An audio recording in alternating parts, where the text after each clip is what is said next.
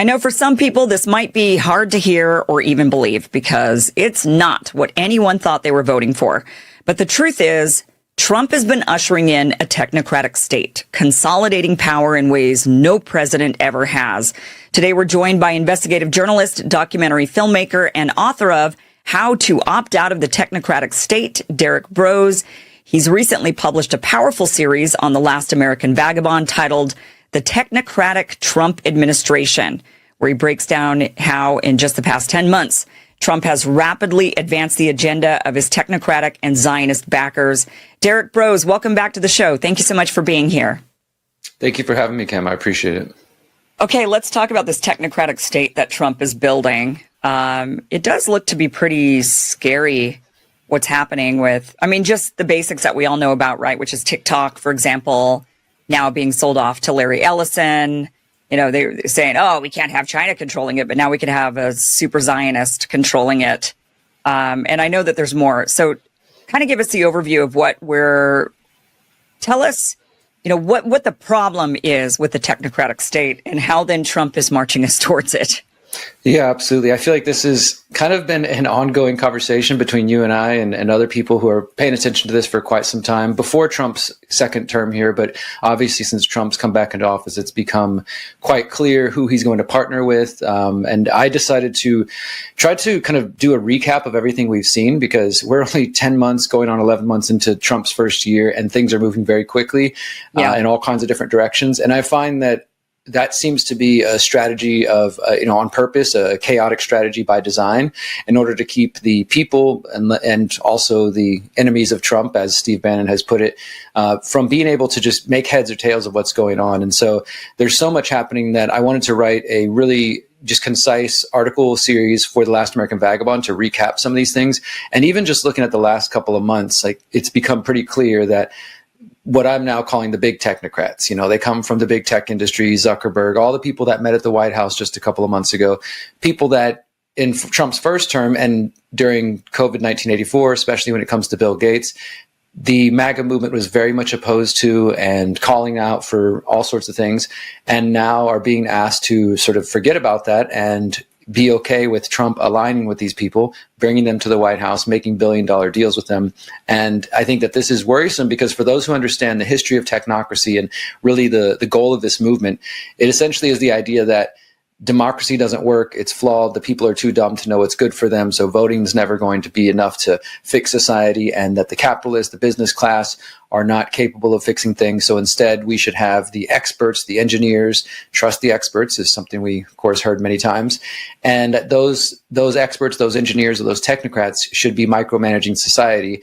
And I think this is where things are headed. When I see talk of dismantling the U.S. government or getting rid of things like U.S. aid, which myself and you and plenty of other people have legitimate concerns about, I don't see this as an effort to make government smaller and more responsible to the people. I think what we're actually witnessing is a move toward technocracy, dismantling the various institutions of government, but not to make it so that the people have more power, but so that those big technocrats have all the power. And so like I said, I tried to recap so much of what's happening because it does seem to be moving pretty quickly. It's been really disheartening, to be honest. I had so much hope for a Trump presidency. I really did. I knew I didn't want Biden or Kamala. That's for sure. Didn't like what they were up to. Certainly didn't like what Democrats did during COVID and how they were consolidating power and implementing control over all of us. That was pretty dystopian. And so I think a lot of people voted for Donald Trump thinking that he would unwind all of that, right? That he would ensure that type of thing can't happen. And you're right. It has been, I just had so much hope for the guy. And now I just think he's the worst president of my lifetime. And it's not, there's a lot of things he does that are identical to what George Bush did or what Obama did when it comes to droning people, killing people, endless regime change wars, all of that stuff. But like you're mentioning, on top of it, this technocratic, the marching in of the consolidation of power. And it's all done under the guise of, well, Doge is cutting all of these programs. Doge is we need to consolidate. We need to get rid of things. Oh, but then we're going to put Palantir in charge of all of our data. So rather than our data being dispersed amongst a bunch of bureaucratic administrations, we instead have one place with all that. It's like, what do you think they're going to do with that one place where they centralize all the data? Like, obviously, it's now going to be a lot easier for them to figure out whether or not you and I behaved, right? And we're doing the things that we're supposed to be doing. And I mean, talk about, people have been so afraid of the social credit score system with China, so afraid of of passport, vaccine passport type things, or digital IDs, digital currency, all of these things. And yeah, this guy is marching us faster towards all of that. Absolutely. He's not unwinding it at all. No, it's advancing quite fast. So I'd love to point out a couple of specifics here for the audience who maybe have missed this, because as I said, things are moving quite fast. Briefly, to your point about the drone bombing and these other issues that we could spend all day on, I think it's so important for people to understand that I've been calling it lately the baton of tyranny. So Bush, post 9/11, starts doing whatever he wants, says he has permission because, well, terrorists are bad and we need to protect America. Obama promises he's going to come, change things. We're going to go after the torturers, et cetera. Then he gets into office and says it's time to look forward, not backwards. And he does it even worse, and then drops more drone bombs than any president. And then Donald Trump comes in the first time. He drops even more drone bombs than Obama in the first year. He also issued an executive order which ended the reporting requirement. So now, since Trump's first term, we have no idea how many drone bombs Biden dropped and how many Trump has dropped already, besides what we're publicly seeing with these boats. But it's that same alleged justification that Obama used to say, hey, I can drone bomb anyone in the world, violating other countries' borders if somebody's a threat to America. And now Trump is using that same justification. It's no longer about Muslim terrorists in the Middle East. Now it's about alleged cartel members, alleged gang members, and drug dealers. But it's the same alleged legal justification. It's never really been tested in the courts, but Trump is just taking that baton that was used by Bush, used by Obama, used by Trump, used by Biden. And I think that's important for people to understand, because I think you're right as well. A lot of people voted for Trump because they had some faith or hope or belief that it would be the opposite, or something different at least, than Biden, Kamala. I wrote an article back in October 2024, just a year ago, saying it was titled Election 2024, Zionist Technocrats versus Zionist Technocrats, and showing the various people who were funding both sides, and not to be cynical or black-pilled, but to try to give a bit of a reality check and to get people to think that, ultimately, unfortunately, both of these sides of the equation are funded by the same people. So who knows what it would have been like under Biden or under Harris, if it would have moved faster, slower, et cetera. I tend to argue it might have been maybe a little slower, because in this case, the MAGA folks are ready to make any excuse for Trump and claim it's good for us. One example is the first focus of my first article, which is public-private partnerships. You've probably heard about this throughout COVID, Kim. Most people were talking about it largely because of the World Economic Forum. World Economic Forum announces in June 2020 the Great Reset Initiative, and it's time to remake capitalism, et cetera, et cetera. They call themselves the International Organization for Public-Private Partnerships. So they're like, we're the big guys who really champion this cooperation between private industry and governments.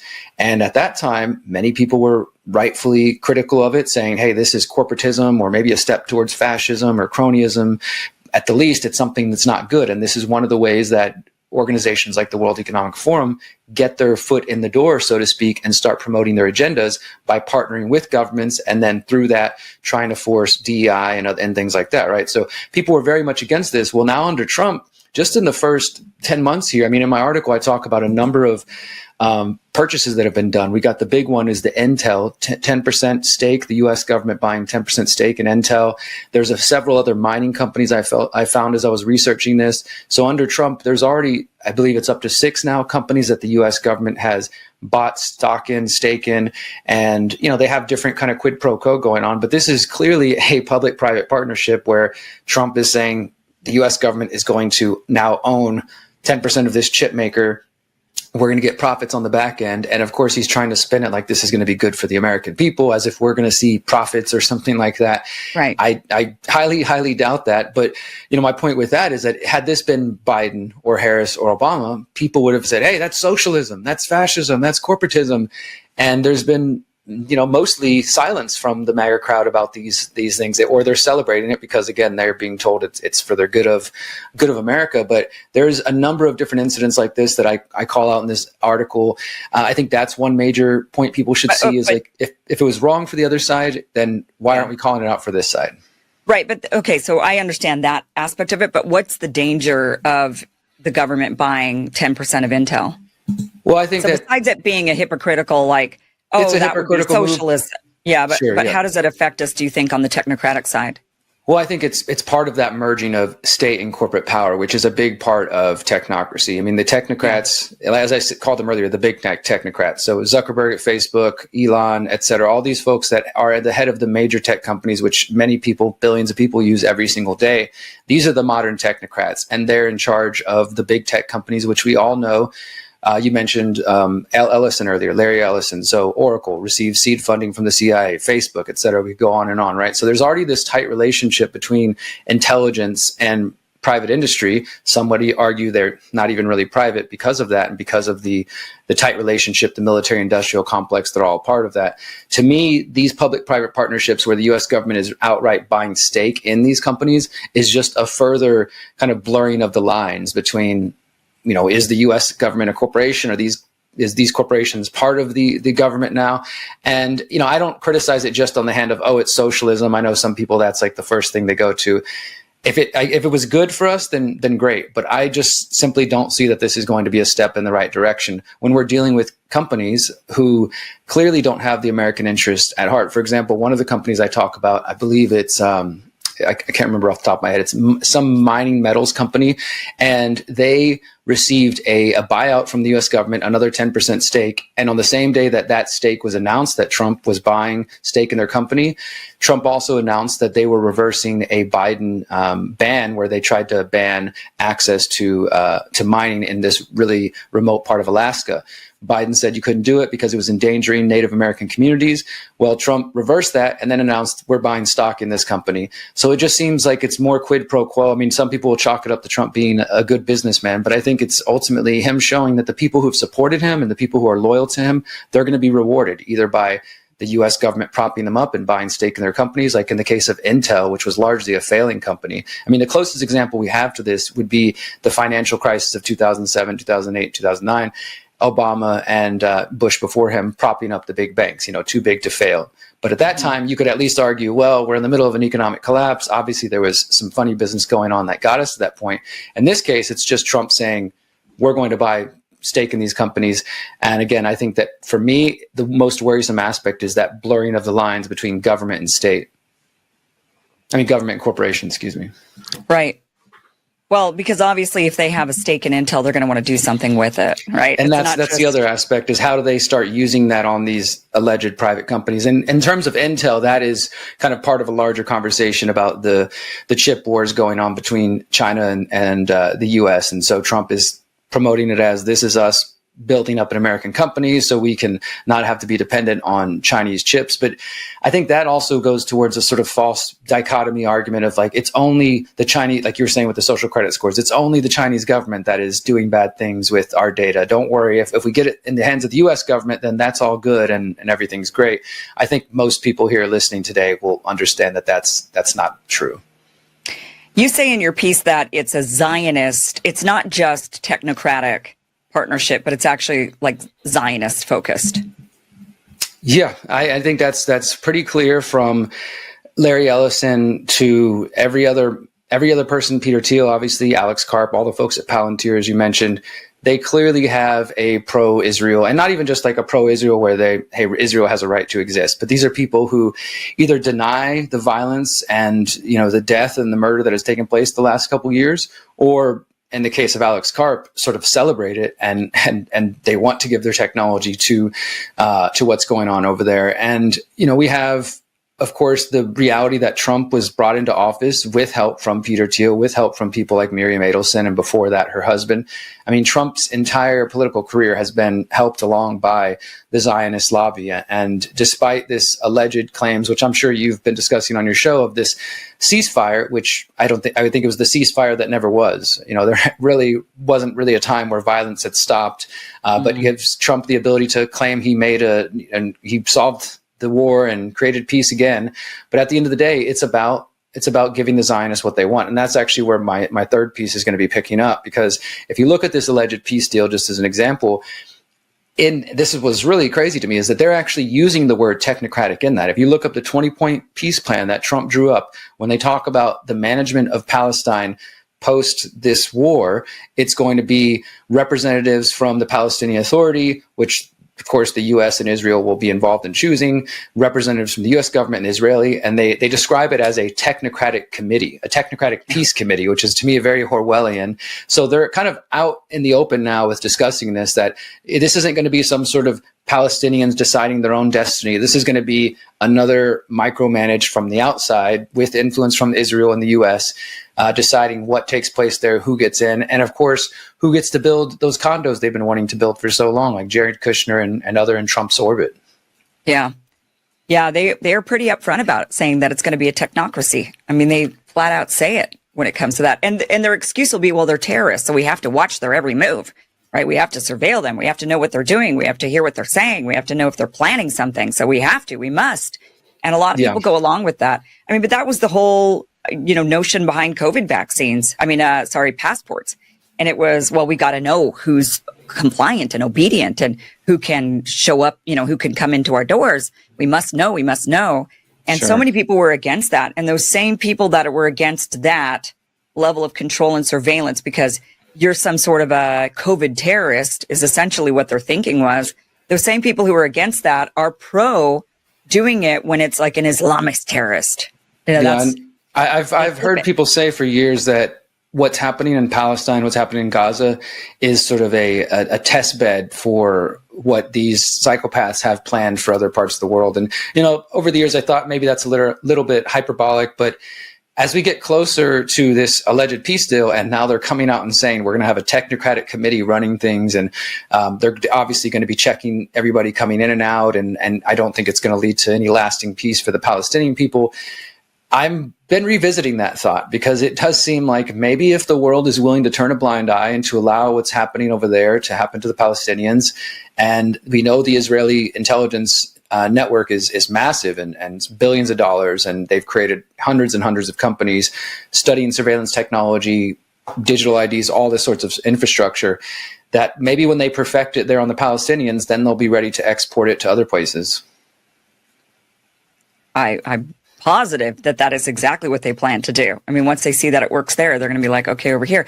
And it's not just the Palestinians that they test stuff on. I mean, the Israelis themselves, like when it came to the COVID vaccines, their entire population was forced to take that vaccine. For example, they did a whole deal. They were the first country to get it because their government did the deal, doses for data, and basically forced all the Israelis into taking the doses so that they could collect the data. I mean, their government, it's, they're not just against the Palestinians. They're kind of against everybody, including their own people. I mean, it does seem that way. And you're starting to venture off into anti-Semitic territory, Kim. So I'd be careful before your social credit score goes down there. But what you're saying is it's already as low as it can get. It can't get any lower at this point. What you're saying is 100% accurate. And, I wanted to bring up another point on this technocrat, the examples of the technocracy marching forward under Trump. You mentioned Ellison, and I'm sure you've been covering some of the things going on in the media. To me, this is another big part of my second piece in the series is called the consolidation and the pressuring of the media. And I give a few different examples,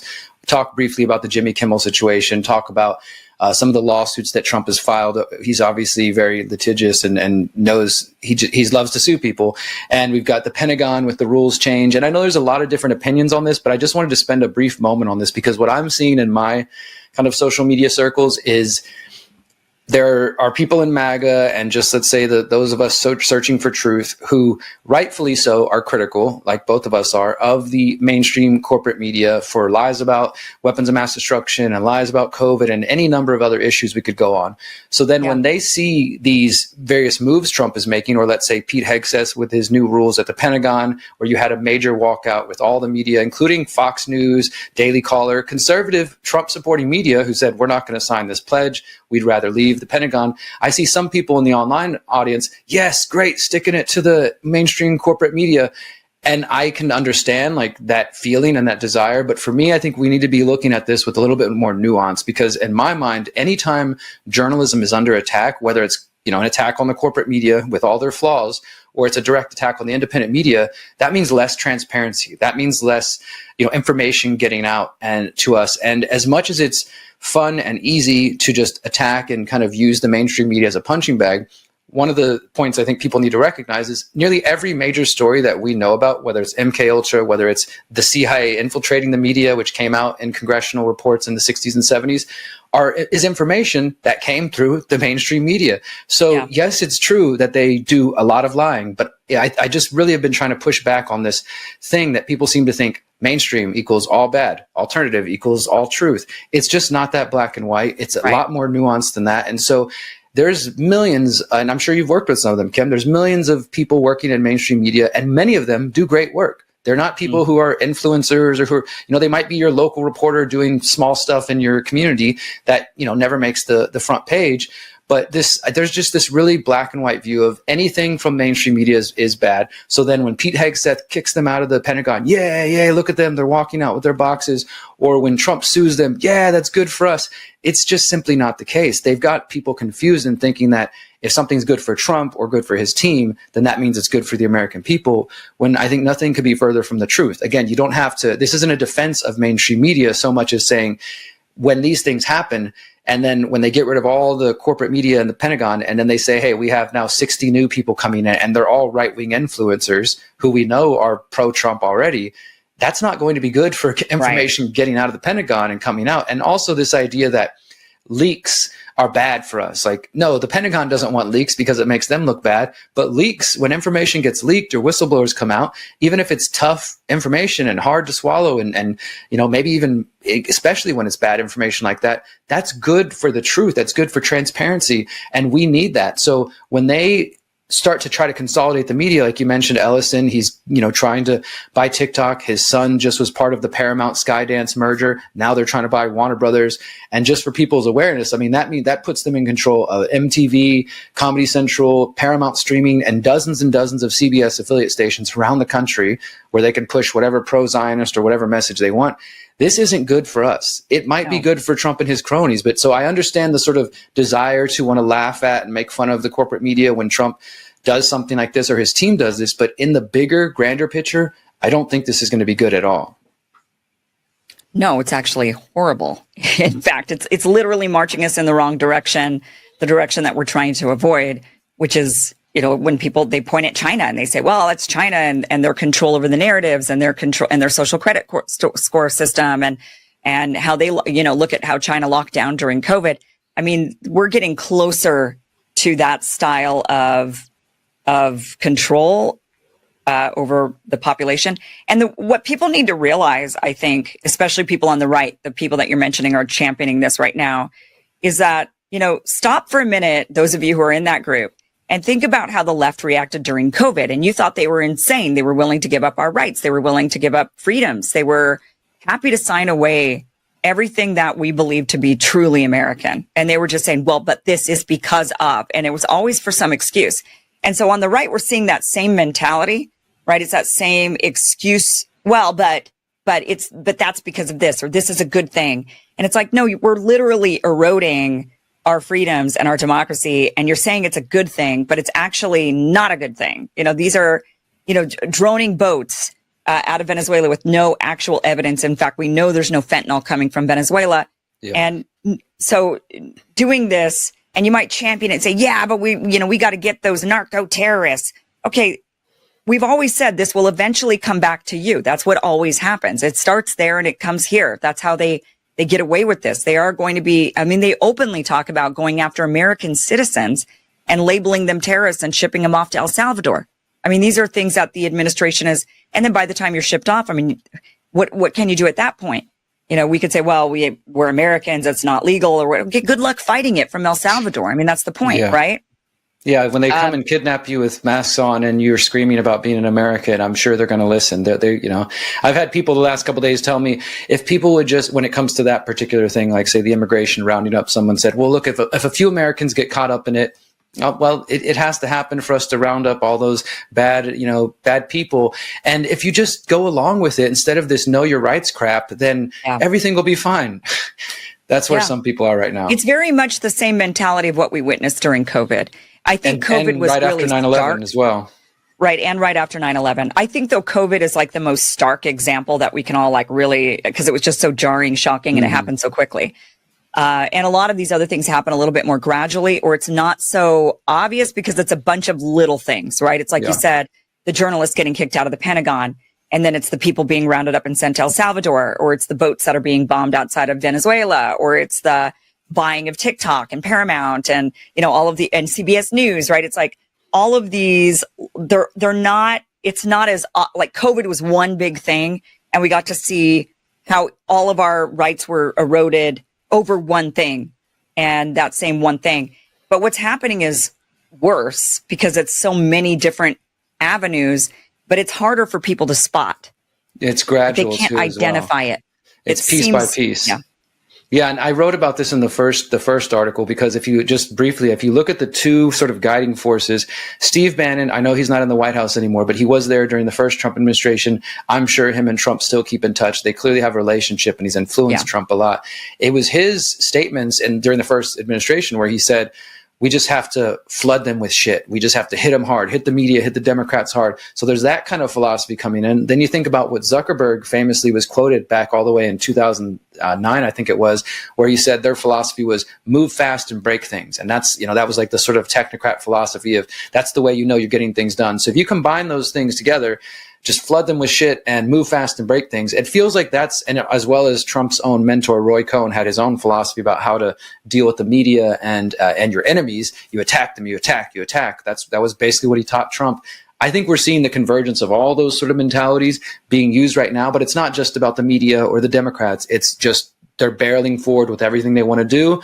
And it's go, go, go. You can barely keep your head, kind of attuned to everything going on because it's happening so quickly and sort of all over the place. And I also agree with what you said that with COVID, it was one monolithic thing. As weird as it sounds, I find myself yearning for those days because at least at that time, because it was 24/7 on the news, people seemed to be resisting and getting organized and whatever moves they think they needed to make, they were right on it. But now, because things are, while they're happening fast, like I was saying, it's sort of all over the place and people don't recognize this as one monolithic kind of attack again. But digital IDs are still moving forward. They're not vaccine passports anymore, but they're moving forward. Just the other day, Trump's administration, DHS, now announced that it's mandatory for all foreigners coming into the U.S. to be face biometrics, just like the EU started. They've been testing it over the last couple of years, but now it is mandatory. It's supposed to be fully implemented by December 26th of this year.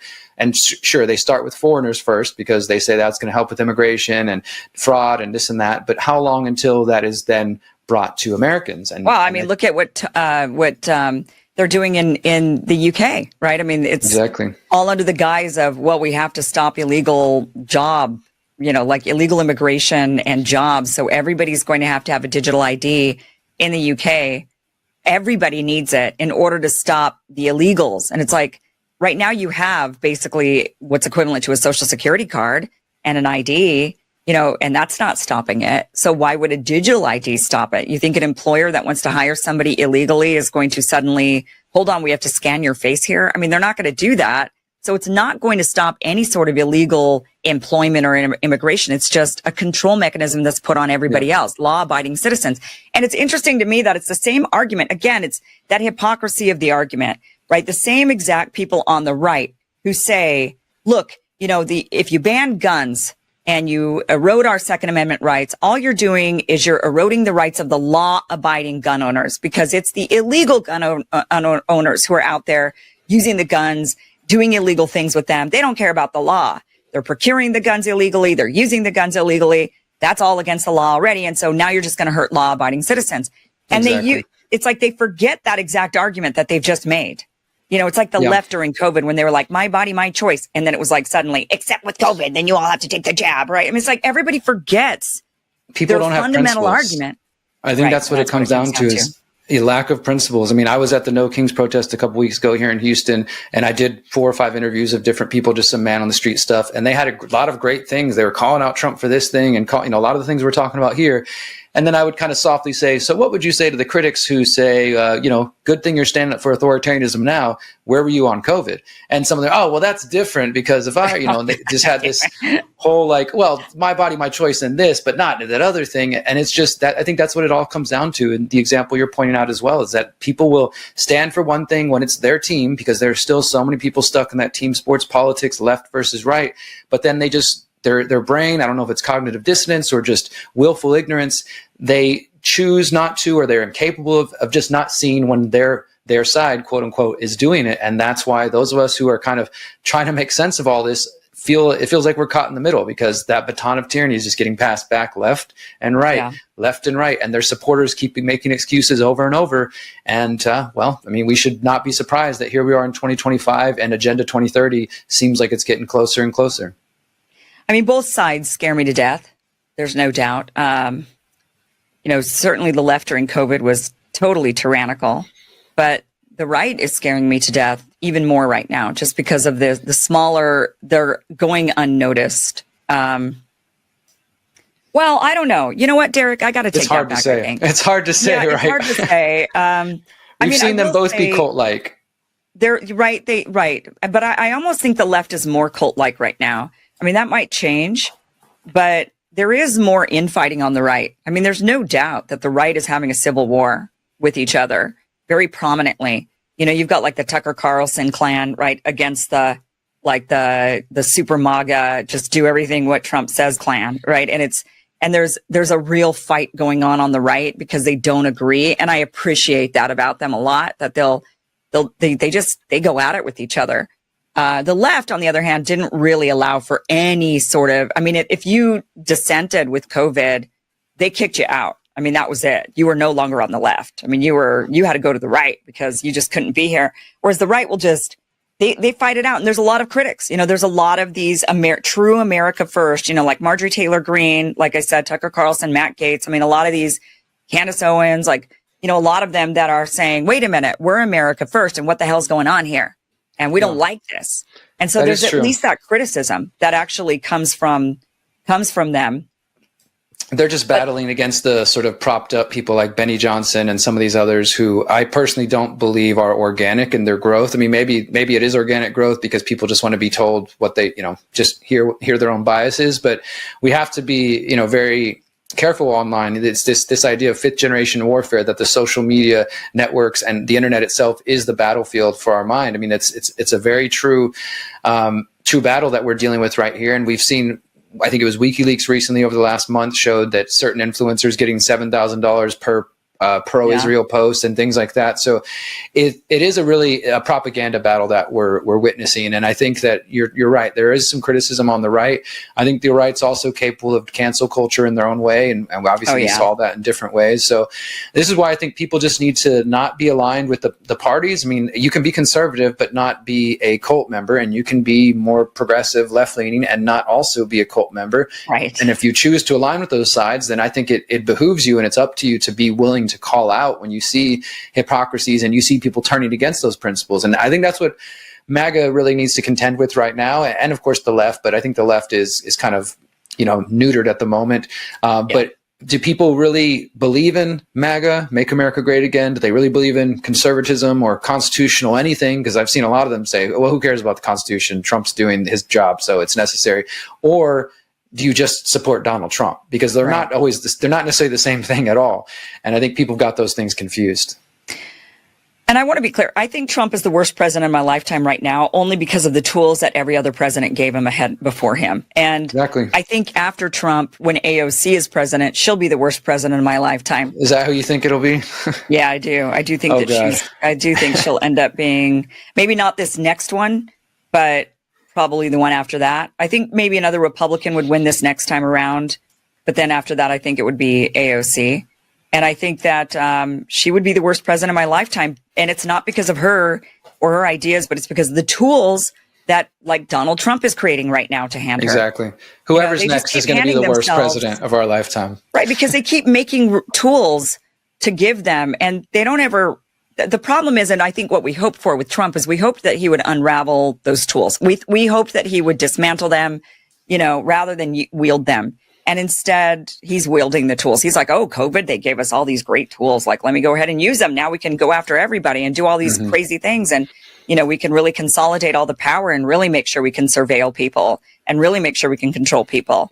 And he's creating more tools. He's using the tools that were given to him by Biden. And now he's creating more tools, and he's going to hand those over to AOC. And she's then, and it just keeps getting worse and worse because of this tool creation. And then they, the next guy doesn't ever, it's just like, they do this every time. It's like when Democrats decided to do the nuclear option with judicial confirmations, they weren't doing it with the Supreme Court, but they were doing it for all the others. And then Republicans warned them and said, you make this tool, we're going to use it. Exactly. And then when Republicans came into power, what'd they do? They were like, well, you gave us the nuclear option, so we're going to use it, but now we're going to use it on Supreme Court justices. And, they just keep handing each other tools. And then the next side keeps using it worse than the other. And it's almost like it's designed this way. Right? It feels like that. And I think it's really important to remember when we study history, governments will always try to figure out a way to control us. I mean, in the past, they used force, right? They would go around. Taxation is one big one. Force, military force is another. Imprisonment is one, right? They use all of these various tools to keep the population afraid and under control. And the population has skyrocketed across the globe. I think in my dad's lifetime, he's a boomer. In his lifetime, like the population of Earth has tripled just in his lifetime alone. So there's clearly a lot more people. And so they're trying to figure out new ways. And it's the technocracy, right? It's we surveil and control using tech. I mean, that's what they're thinking is how they're going to keep us under control. Give us the digital tools to distract ourselves and entertain ourselves while they use them to limit our freedoms and keep us fighting. And of course, as I said, the internet is a big part of that, keeping us arguing over whatever the trending topic of the week is. And, that it's all being done by design. And, to your point, just real quick there, I'm still waiting on somebody to go back and repeal the NDA 2011, which allowed indefinite detention of American citizens. But obviously, Obama didn't do it. Trump didn't do it the first term. Biden didn't do it. I highly doubt Trump's going to do it. But that's just another example. Obama did that in 2011, going to 2012. National Defense Authorization Act allows for indefinite detention of American citizens. That's on the books now. Yep. And now we're just waiting for the right president to come along who says, you know what, I'm going to use that. Oh, don't give them ideas, Derrick.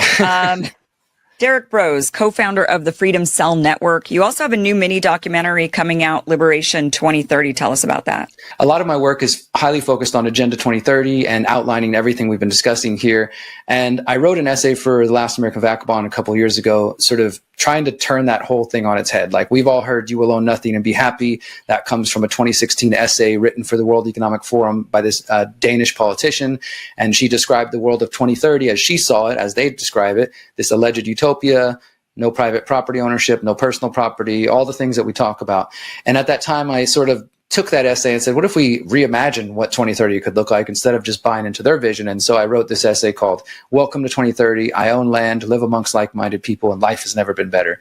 And so I took that concept and I wanted to turn it into just a short mini documentary. It's about 8 minutes long, and recap, hey, here's where you'll own nothing to be happy, the Great Reset comes from. But what if we decided to, instead of focusing on that or assuming that these people are going to win and that their vision succeeds, what if we all started putting effort, time, energy, money into creating the vision that we want? And of course, I just outlined my own personal vision, getting land, sort of building my home and growing as much food as possible, these kinds of things.